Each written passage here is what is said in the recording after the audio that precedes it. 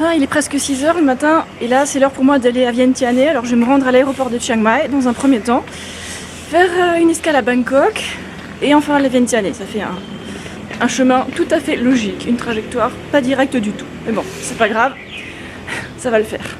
J'espère que j'ai trouvé un petit taxi à cette heure-là. On va voir. Sinon il faut que je marche jusqu'à l'aéroport, ce qui va me prendre, je sais pas, 50 minutes.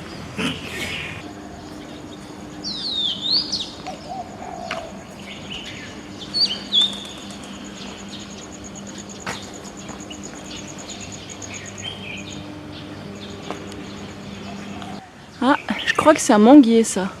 Vous voyez? Ça va, je suis arrivée assez tôt à l'aéroport, j'ai passé les douanes, l'immigration et tout. Il n'y a plus qu'à monter dans l'avion. Ladies and gentlemen, this is a special announcement. Removal of life vest or unauthorized use of any safety equipment is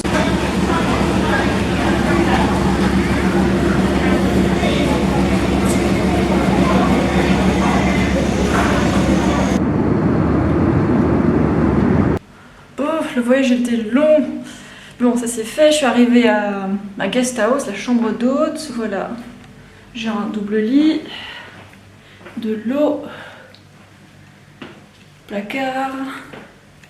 Comment on appelle ça, une coiffeuse, je crois. Et là, la salle de bain. Ça va, c'est bien. Ça a l'air propre. Apparemment, les matelas sont neufs. Bon, c'est des matelas asiatiques, alors ils sont tout durs, comme des futons. Moi, j'aime bien.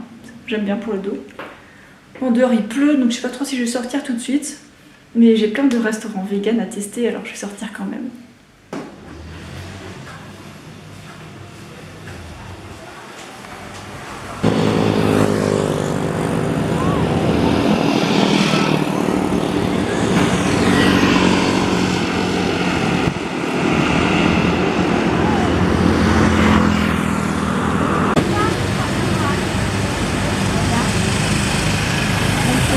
Thank you.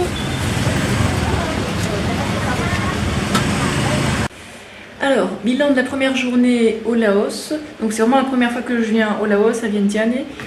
Et alors le matin, j'ai mangé 3 fruits du dragon, 2 barquettes de jackfruit, ensuite j'ai bu de l'eau de coco. Qu'est-ce que j'ai mangé? Des bananes séchées aussi. Dans l'avion, j'ai rien eu. Donc, du coup, j'avais assez faim en arrivant. Je suis allée à un resto végétarien pas très loin d'ici. Et c'était pas mauvais. J'ai pris un sweet and sour avec du canard végétalien et du riz rouge. C'était bon.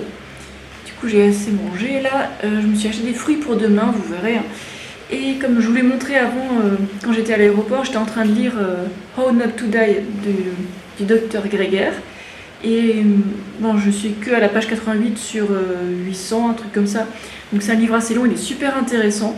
Je vous recommande vraiment de l'acheter, de le lire. C'est très très intéressant. Il vous explique pourquoi manger comme ça. Et il y a tellement et tellement de preuves scientifiques de ce qu'il dit. C'est énorme.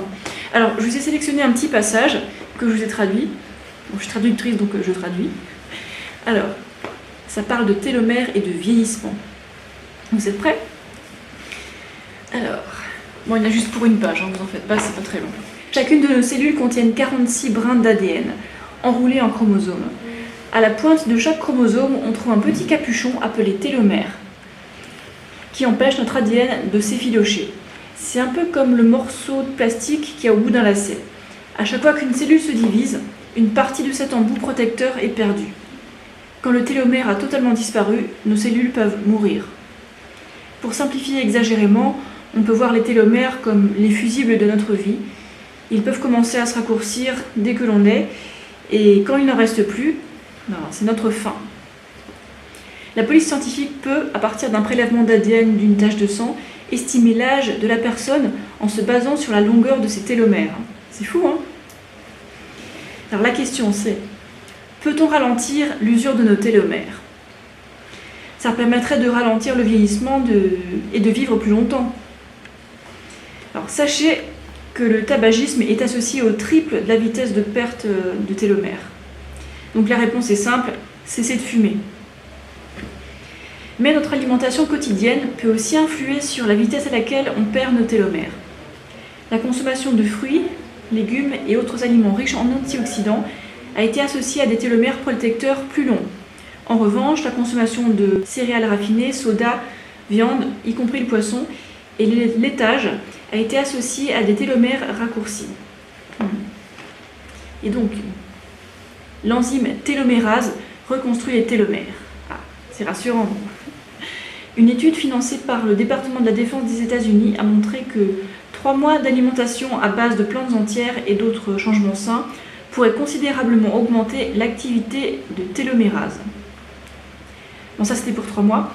Et en 5 ans, les télomères ont grandi, selon une autre étude. Je trouve ça super intéressant. Hein. Et ce livre, en fait, il explique encore plein de choses. En fait, il s'adresse surtout aux personnes qui ont 50 ans ou plus et qui ont des maladies du cœur, des poumons, Alzheimer, des choses comme ça. Donc, très très intéressant. Il redonne espoir pour les personnes qui trouvent pas de solution dans la médecine moderne. Parce que la prévention, c'est vachement important, quoi. Et la prévention par l'alimentation, c'est primordial, quoi. Et il parle beaucoup de ça, le Dr Greger, dans son bouquin. Et voilà. Je trouvais ça très bien. Et puis j'ai continué de le lire parce que ici, Internet, c'est très très lent. Je sais même pas si je vais réussir à uploader cette vidéo, donc je vais pas la faire trop longue. Je vais l'arrêter ici et je vais faire une prochaine vidéo avec ce que je verrai ici au Laos. Ok, allez, je vous laisse. Ciao!